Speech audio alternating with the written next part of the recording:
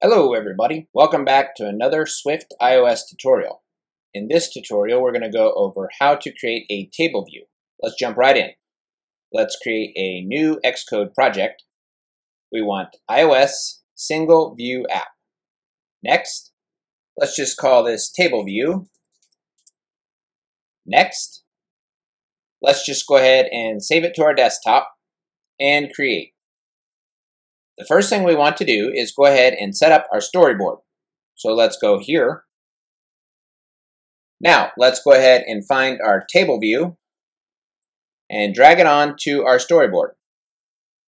Let's go ahead and resize it. Next, let's set up our data source and delegate. And to do that, let's do what's equivalent to a right click. And let's click here and then drag it to this yellow circle, and you'll notice that that connects to the view controller. Let's do the same thing for the delegate. Okay, so you can see underneath the outlets, the data source and delegate are both connected. Now we need to go ahead and set up a prototype cell, which will serve as kind of a template for the table view cells. So we want to click here on Show the Attributes Inspector. Then let's set the prototype cells to 1. Next, let's click on the prototype cell, and we want to give the reuse identifier a name. Let's go ahead and call this cell reuse identifier. The next thing we want to do is go to our view controller. And now we want to go ahead and begin typing out all of our code. Let's go ahead and get rid of this. And then here, next to the UI view controller, we want to go ahead and add the UI table view delegate and data source.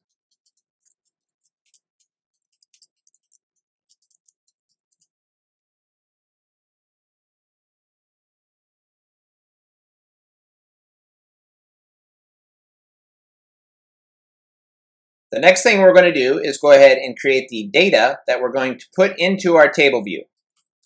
And let's just say that these are some grocery list items.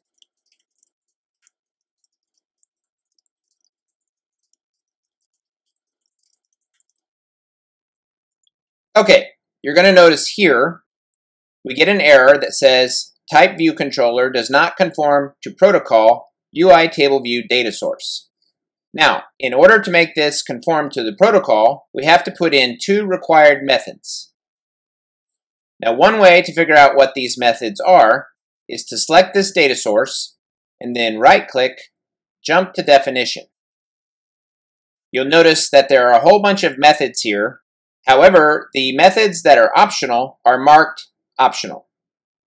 The required methods, number of rows in section, and cell for row at index path do not have optional next to them. Okay, so these are the 2 methods that we need. Now, one thing you could do is just copy these and paste them, or you can just start to type out the name of the method and then choose it.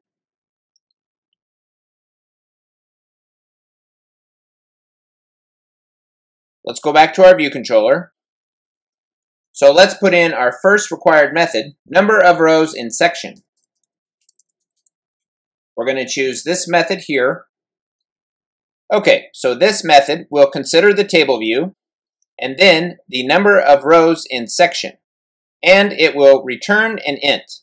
So we need to go ahead and put in the return, and one way we can know the number of rows in section is to look at our data here and just get a count. Okay? Let's go ahead and put in our second required method, which is the cell for row at index path. Okay, so if we look at this method, it will consider the table view and the index path. Then it will return the UI table view cell. So let's go ahead and create our cell. We'll call it letCell. As we mentioned, the function will work with the table view. So we're going to use the table view.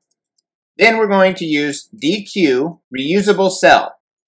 and we're going to choose this one with the with identifier for index path. For the identifier, that will be what we named our prototype cell. So real quick, let's go back to our storyboard.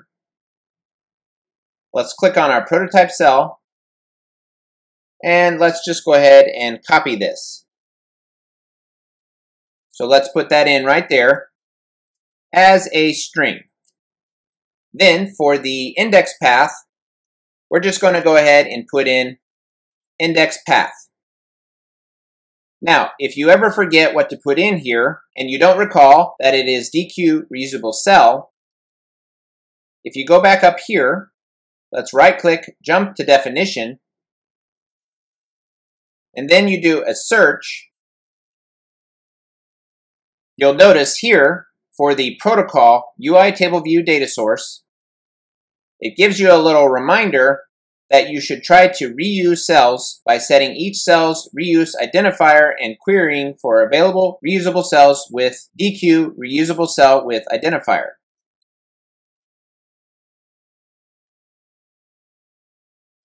Okay, so we should be good to go on the table view. Now let's consider our index path. What we want to do is to use the cell text label text. Then we want to assign the data from our grocery list using the index path. So we use our grocery list, square brackets, index path, row. And you'll notice if we click on the row, we get a little description here, which says the value of the row element of the index path. And basically what this will do is it will look at our grocery list data, and then it will look at the index path in the row and give us back that data and place it into each of the rows of the table view.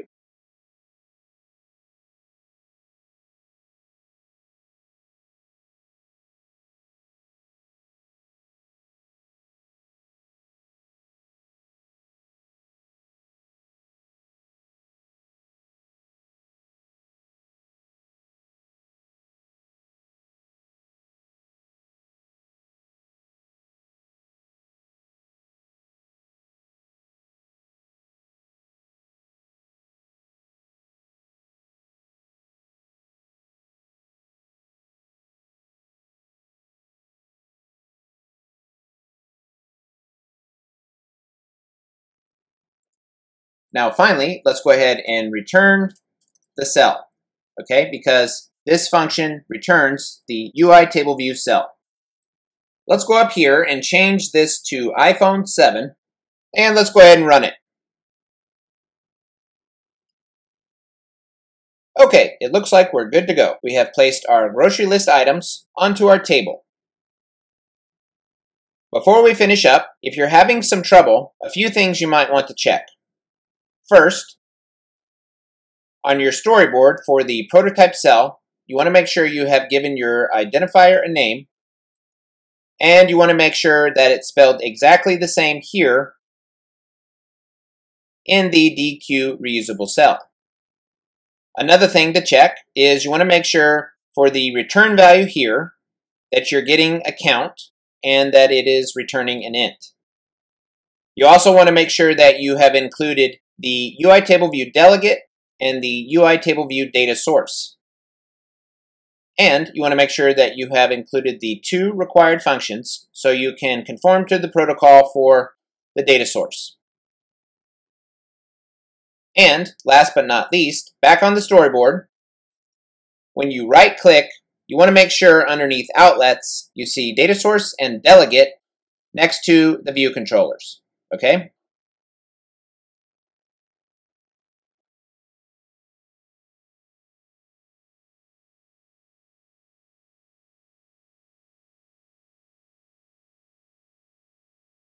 If you wanted to create a table view with an extension, all you have to do is go outside your current class. Let's type out extension. What are we going to extend? We're going to extend the view controller. Then we're going to use the UI table view delegate and data source. So let's go ahead and take those After the view controller, put a colon, and then put in your delegate and data source. Now let's go ahead and create our curly brackets. And then let's take our table view methods and put them into our extension. Now notice in this case, we've gone ahead and left our grocery list data in our view controller class. Let's go ahead and run it. And we get our grocery list table view.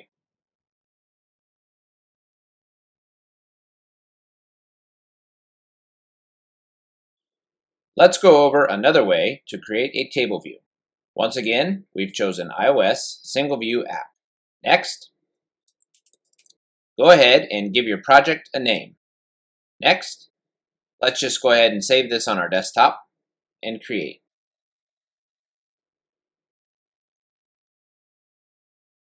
The first thing we're going to do is go to our storyboard. Let's go ahead and delete this view controller. So we just click on it and hit delete, and we hit delete 2 times. Now, let's go up to our storyboard object library, and let's go ahead and type out table view. In this case, we want to use the table view controller. So let's click it and drag it. When you click on this table view and you do a right click, the data source and delegate are already wired up. We still need to go ahead and give our prototype cell a name. So let's click on that.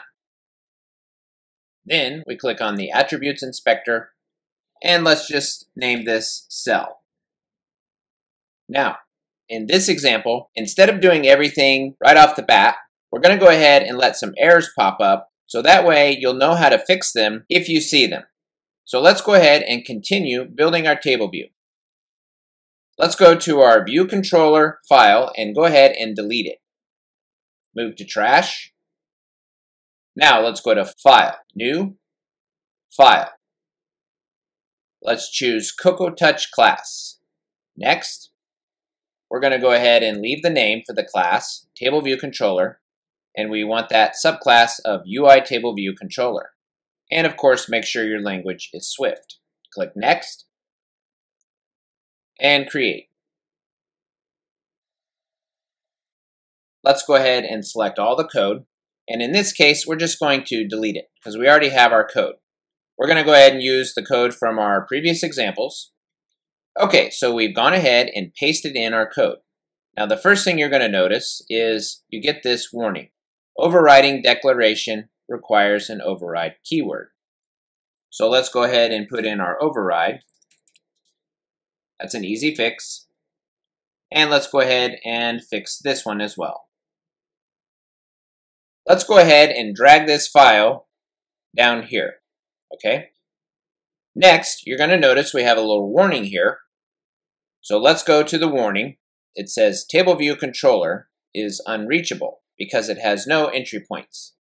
Now to fix this, let's go to our storyboard. And you want to go ahead and click on this, Table View Controller. Then go to your Attributes Inspector and check this box, Is Initial View Controller. That warning is now gone. Let's go back to our Table View Controller, and let's do a quick build to see what other warnings we might have. So currently, our build was successful. Now, there's one more thing we're probably going to have to fix before this will work, but let's go ahead and run it and see what we get. Okay, so we get our table view, but notice that it's blank. And this was the thing I mentioned that we're going to have to fix. Okay, let's go ahead and hit stop. Let's go back to our storyboard. Once again, go ahead and click on Table View Controller here. Now, you want to make sure that your class here is entered correctly. So let's choose Table View Controller. Now, if you go back here, that's the name of our class. So now that we have hooked that up, let's try and run it again and see if it works. this did not work, and we got another error.